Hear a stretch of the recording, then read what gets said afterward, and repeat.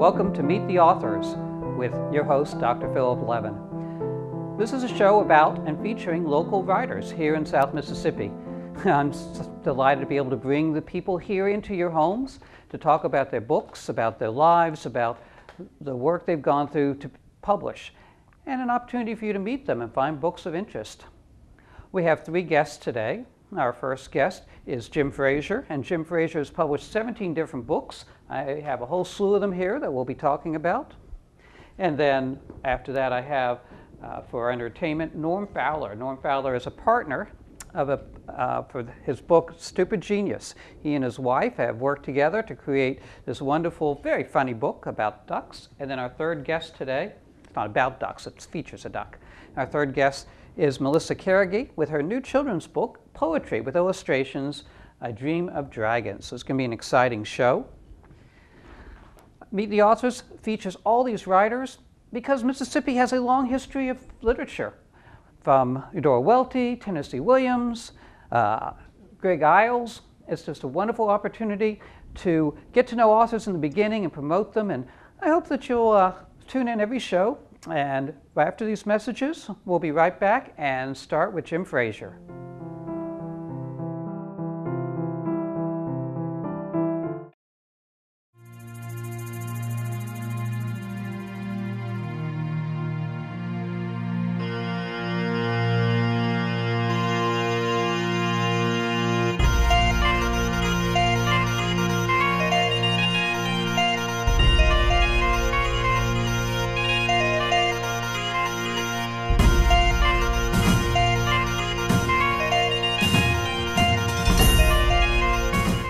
$30 can really make a difference, and we're asking you to do just that. What will your $30 buy? A tent for a homeless person who has no place to sleep. Or breakfast for 15 people who live in poverty. Or a monthly bus pass for someone without transportation, and much more. Make a difference for a fellow Mississippian who needs our help. Give a $30 donation today. Mental Health Association of South Mississippi, promoting mental wellness since 1963. Hi, I'm L.L. Lee. Are you a devoted Saints fan, or you know someone who is or was? If you are, you'll want to read my book, The Forever Saints Fan Club. It's a tribute to the New Orleans Saints and to 4 devoted fans who love them and loved me unconditionally. You can get the books at Bay Books in Bay St. Louis or go to Amazon.com. How you doing? It's the doctor. And I am the doctor who writes. And I'm having a grand time today selling a lot of my books. And my best book is this one, The Tides of Mississippi. 6 first place awards across the region, and I'm really, really proud of it. It's doing very well. Well, congratulations for such an honor. Thanks so much.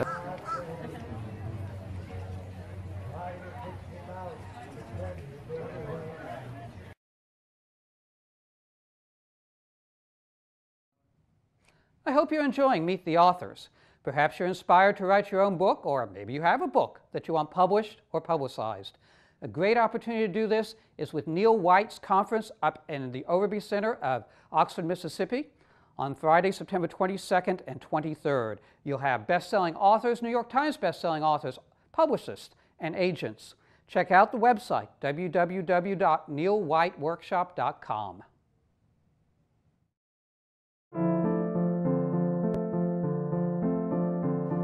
And welcome back to Meet the Authors. We're happy to have you join us again for our first segment on this show, and I'm honored to have with us Jim Frazier. Hi, Jim. Hey, Phil. Thanks for coming. Glad to be here. So, boy, you've been a writer for all your life, you tell me, huh? Yeah, pretty much. Yeah, that's great. In 20 years, you have 17 books out. That's pretty exciting. And you're a local guy, huh? Yeah. Where were you born? Born in Greenwood. Uh-huh. Went to Ole Miss and lived in Jackson for a long time. Now I live in the Pass. And you're a judge here in town now? I am. That's amazing. That's wonderful. And boy, you got so many books out, and they're all about the South. You got both fiction and nonfiction. Pick one. Tell me what you want to talk about today. Well, I guess to be topical, I'd gotten the idea that the coast in New Orleans might be about to be destroyed around 2005. Yeah. Talked to my publisher, who rarely, as you know, publishers rarely listen to what a writer has to say. I've noticed that. Yeah, I talked him into doing Mississippi Gulf Coast, Uh-huh. and then we changed it to Vanished Mississippi Gulf Coast because the hurricane hit while we were doing the project and taking the pictures. You took pictures of the coast right before the hurricane. Before, huh? during, and after. Oh, amazing. And you have, how many pictures are in that book? I think there's about 100. 100 different pictures, and it's just an amazing book. I've thumbed through this a little bit, and the pictures here, can you show these? Yeah, it's just incredible. Before and after scenes, it's just an amazing book. All right, tell us about the next one. Well, so then I thought perhaps New Orleans was in danger too, so the French Quarter of New Orleans with University Press of Mississippi and the Garden District of New Orleans. So that's before and after also? No, this is just the history, architecture, and culture of the... How many pages is this thing? It's a lot. Yeah, I'll say. I think it's about 250 or so, color photos and text on each structure. And when did this one come out? I think that came out maybe in '03 or '04, and then I got the Vanished came out, of course, in '05, as did my novel Camille, which I wanted to warn the coast that I thought something was coming, and we know what happened. Yeah. So when did the Camille book come out? In '05 also. And that was right before we got hit by Katrina, huh? That's right. That's right. amazing, amazingly foretelling. And now we have more hurricanes coming through. Yes, Guess unfortunately. we always will have them, won't we? We will. We will. That's great. And so these are nonfiction ones, and you have some fiction. And what do you have for us for that? Well, my first novel was Shadow Seed, which came out in '97. Yeah, I read it a little bit. That's about a lawyer who gets his client out of jail, and then the client starts killing people. Is that right? That's right. Yeah, that's a really suspenseful novel. Huh? Yeah, and the secondary plot had his grandfather representing a not guilty individual. Oh, yeah. So we're comparing the way life was in the turn of the century and the present day. Yeah, that's amazing. It's really, really fascinating stories. I really enjoy reading all your work. I haven't read them all yet. 17 books. That's pretty good. And what about this other one you got? Well, this is the most recent one called In an Enemy's Country, Okay. which is about domestic terrorism in America, and it strikes in Jackson, Mississippi. Okay. And you lived in Jackson for a long time. Right? I did, yeah. So a lot of local landmarks there. And are you going to read something for us? I will, sure. Yeah, I'd love to hear it. Read something from one of your books. I'll read just a very short intro into In an Enemy's Country. And this just came out when? This came out in 2015. Who's your publisher? University Press, Pelican Publishing in New Orleans. This was, I don't even know, Author House. And then Shadow Seed was an independent publisher in Montgomery. All right, well, I'm eager to hear your reading. All right, this is when the terrorist first arrives in Jackson, Mississippi. We don't really know who he is or what he's doing. The tall, angular, shaggy-haired man in black open-collared silk shirt, black designer jeans, and dark leather desert shoes intently eyed the woman seated on the wooden park bench before him. She lifted the strands of raven-colored hair covering her eyes and forced herself to meet his baleful glare.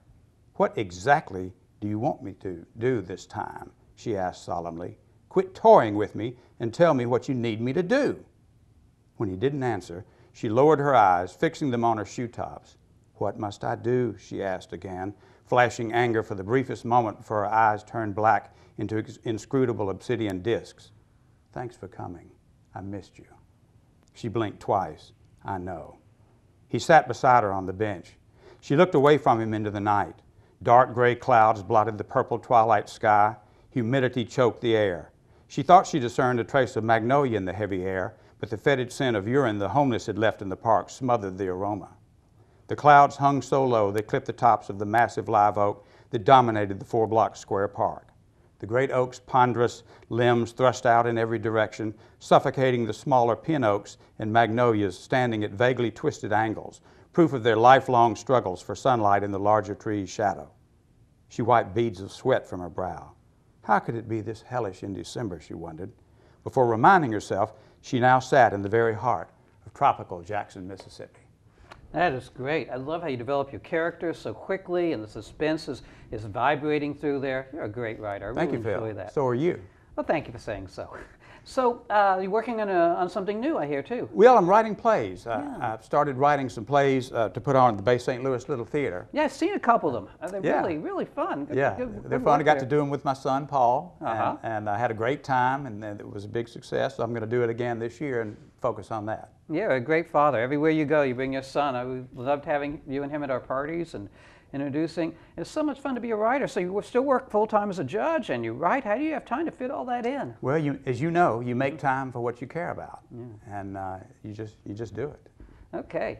Well, we've loved having you on the show. Thanks for coming. Thanks, Phil. And tell the audience where they can get your books. Well, all my books, all 17 of them, are on Amazon.com, Booksamillion.com, BarnesandNoble.com. But the bookstores here in town, Barnes & Noble, for example, have them, the little bookstores in the Pass and the Bay. So I think they're generally found wherever you want to go find them. All right. Thanks again for coming. Thank you, Phil. So our next guest, right after the break, is going to be Norm Fowler, talking about his writing career, working as a partner with his wife. So that'll be an interesting perspective. So stay tuned, and we'll be right back after these messages.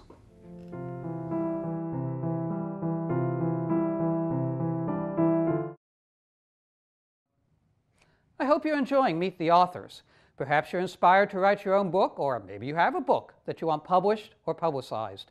A great opportunity to do this is with Neil White's conference up in the Overby Center of Oxford, Mississippi on Friday, September 22nd and 23rd. You'll have best-selling authors, New York Times best-selling authors, publicists, and agents. Check out the website, www.neilwhiteworkshop.com.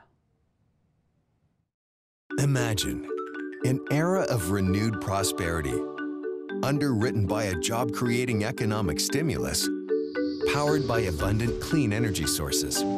America's clean energy sector already employs more people than the oil and gas fields. So imagine the jobs that would be created if we got serious. This is our future, America. This is the plan. Visit citizensclimatelobby.org. Working together, we can build a better, more prosperous future. A scientist, a shrimper, a historic hotel guest, an artist, a grocer, a famous TV chef. Be what you want to be. Learn what it's like to be me. Play house in the trees, travel the seas, see new sights, reach new heights, discover friends, discover fun. Lynn Meadows for children and everyone. Discover all Lynn Meadows Discovery Center has to offer at lmdc.org.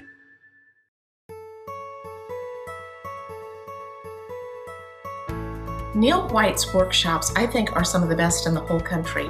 He is a New York Times bestselling author who also owns a publishing house, and he's got great experience, and he pulls together a lot of really incredible experts that are top in their field, and he brings everybody together for workshops in Mississippi, and I'm really, really impressed with his work. How you doing? It's the doctor. And I am the doctor who writes. And I'm having a grand time today selling a lot of my books. And my best book is this one, The Tides of Mississippi. 6 first-place awards across the region, and I'm really, really proud of it. It's doing very well. Well, congratulations for such an honor. Thanks so much.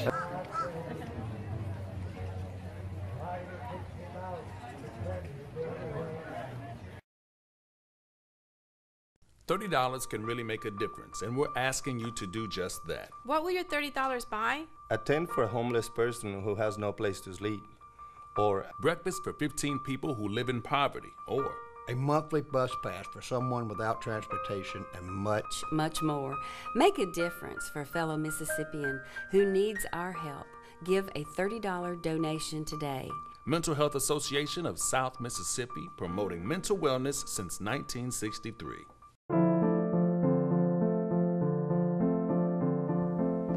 And welcome back to Meet the Authors, the show about local authors. And here we are in our second segment for today's episode.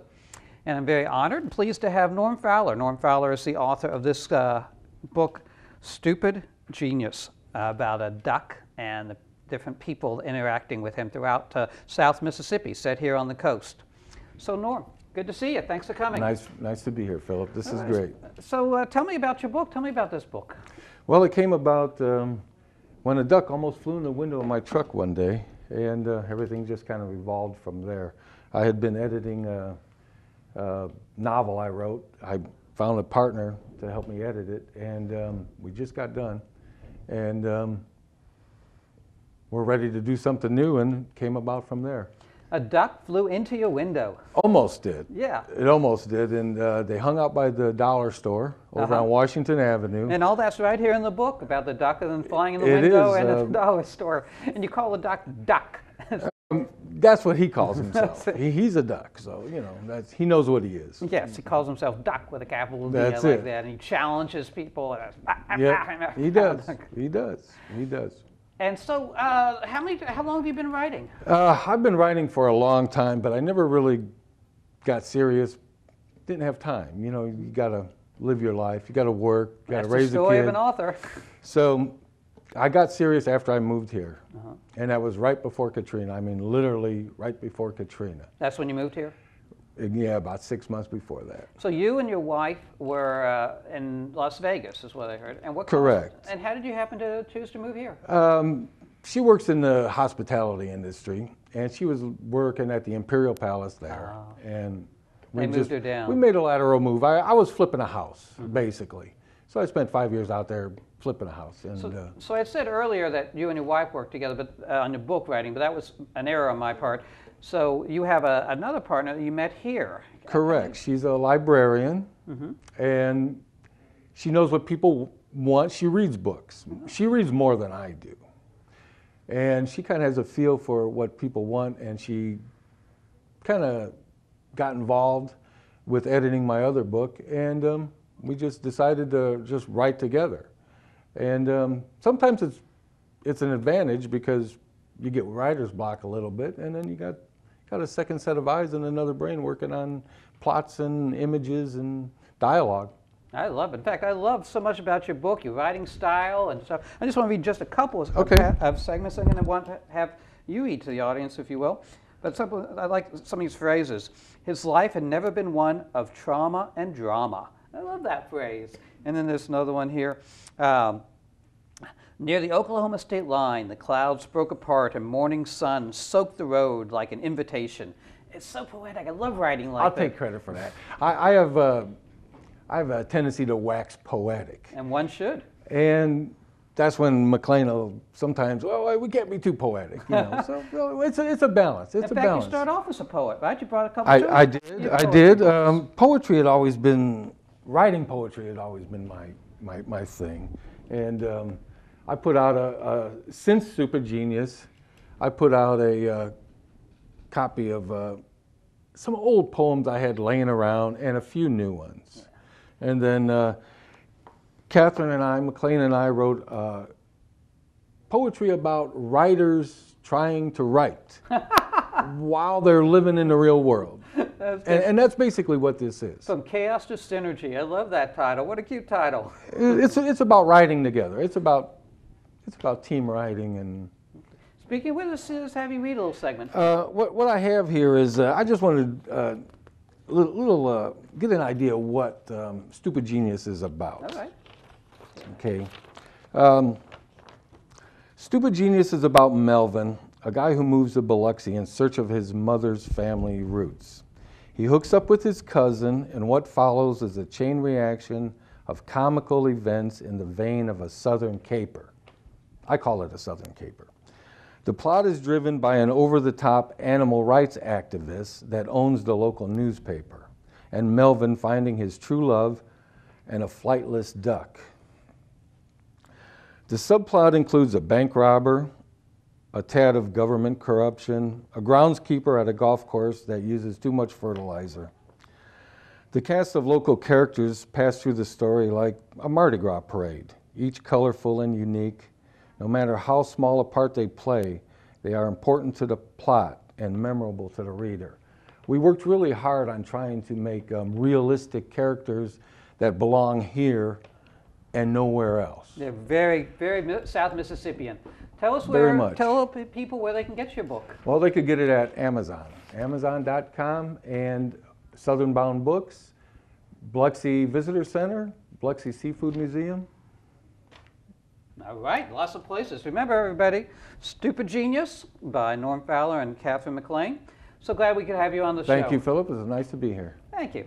So our next guest is going to be Melissa Carrigy. Melissa Carrigy has published this wonderful book, I Dream of Dragons. I Dream of Dragons is a wonderful illustrated poetry book about a boy and his dreams and all that he can be. So stay tuned, and right after these messages, we'll look forward to having you come back to meet the authors.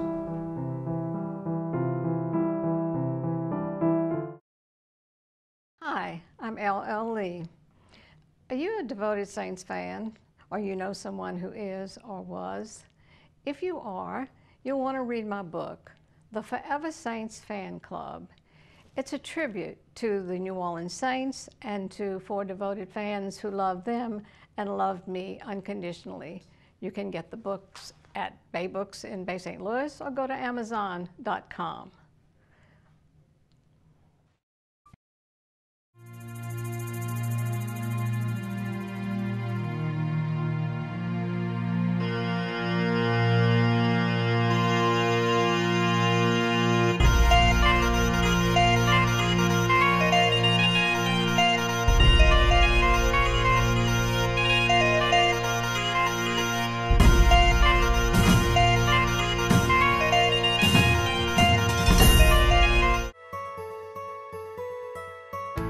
Neil White's workshops, I think, are some of the best in the whole country. He is a New York Times bestselling author who also owns a publishing house, and he's got great experience, and he pulls together a lot of really incredible experts that are top in their field, and he brings everybody together for workshops in Mississippi, and I'm really, really impressed with his work. How you doing? It's the doctor. And I am the doctor who writes.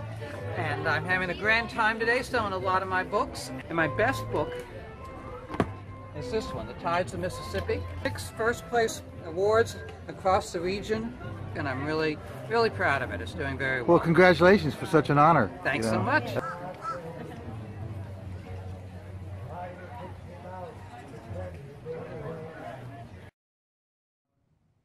I hope you're enjoying Meet the Authors. Perhaps you're inspired to write your own book, or maybe you have a book that you want published or publicized. A great opportunity to do this is with Neil White's conference up in the Overby Center of Oxford, Mississippi on Friday, September 22nd and 23rd. You'll have best-selling authors, New York Times best-selling authors, publicists, and agents. Check out the website, www.neilwhiteworkshop.com.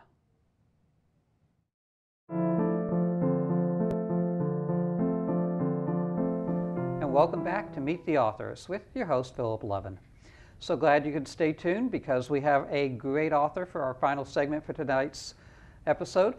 Melissa Carrigy with her children's book, this beautiful book called I Dream of Dragons. A Dream of Dragons with some lovely illustrations, and it's full of little poetry books about poems about a boy's dreams and what he becomes.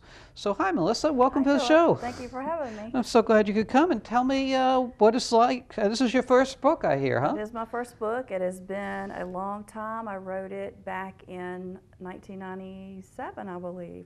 1990, it took you 20 years to get this book out. Huh? It is a long process. Tell me a little bit about that.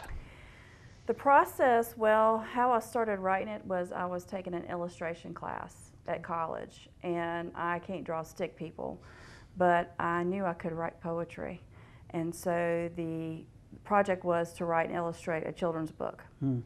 So I traced a bunch of pictures off of other people's children's book, and then I wrote my own book.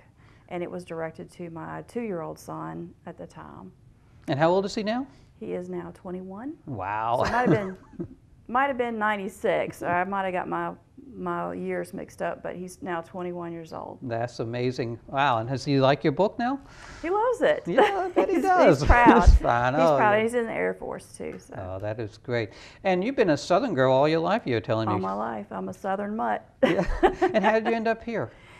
I lived here in Gulfport, Mississippi, years and years and years, and we moved to Florida. I was born in Tennessee. We've lived in North Carolina, and I moved back to Biloxi when I got a job with the Sun Herald.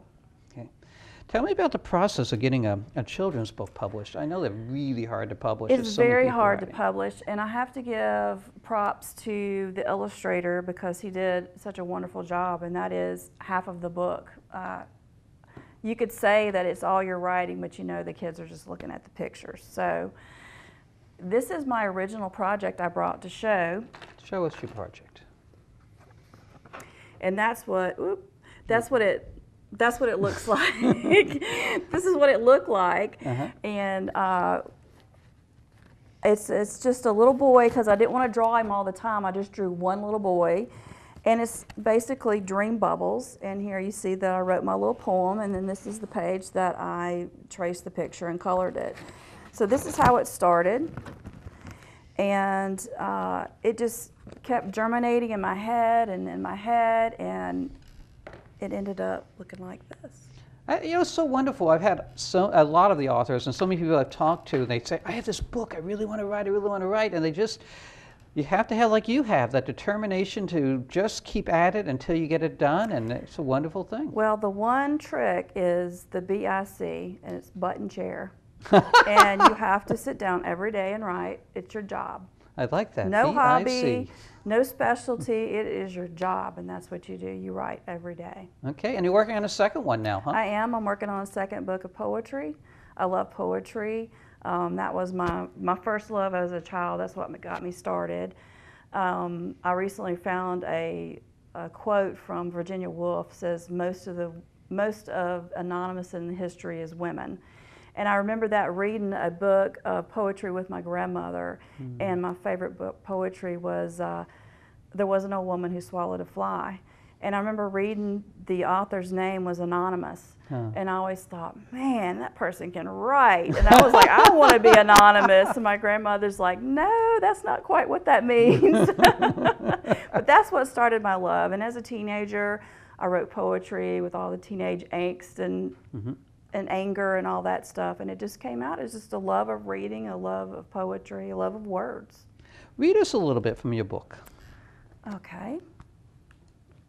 I'll read it. Sorry, I'm getting old. I will read. What I used to want to be when I was a child was a paleontologist, so I will read the paleontologist page.